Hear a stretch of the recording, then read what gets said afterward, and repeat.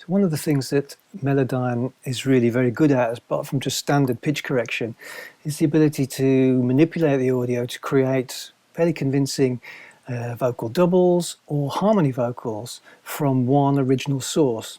So in this particular example shown here, I've got my original lead vocal, I've created a duplicate of that track, but broken the links between the respective clips, and I'm going to try and create a harmony part from this copy. And it's the copy that you can see displayed here. So I can, for example, simply select the blobs for the 4 phrases and raise them in pitch by a certain amount across the scale. What's useful though is to be able to see the pitches of the lead vocal themselves as I'm making those edits to my harmony vocal.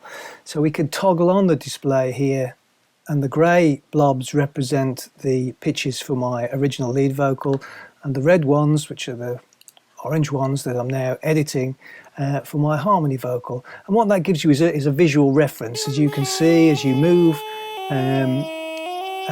the blobs around, exactly how that relates in terms of pitch to your lead vocal. I'm here in the space you made. And while of course you would use your ears to judge whether the harmony was suitable and whether it was working well, that visual reference makes it much easier, much faster to work on these kinds of artificial harmonies. Flickering lights that begin to fade. While the functionality to display the pitch blobs from other tracks existed in the VST plugin, when it's combined with the much slicker, more efficient editing process you now get via ARA 2, it really does make these kinds of automated double track vocals or harmony vocals, the creation of those from one single source from your original lead vocal track, really does make that whole process that much easier. Of course, one of the other amazing things that Melodyne can do is apply its various editing tools to polyphonic audio. So in this example project, I've got a simple piano part.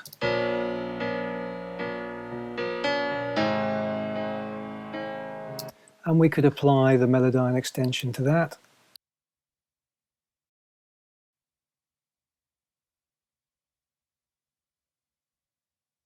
And just as with the VST plugin or the standalone version of Melodyne, you then get the full polyphonic audio with which you can edit, for example, maybe changing the voicings of chords.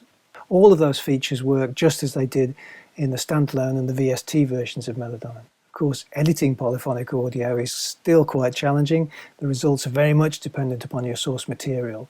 But all of Melodyne's functionality for carrying out that work is provided in the ARA 2 version of the plugin.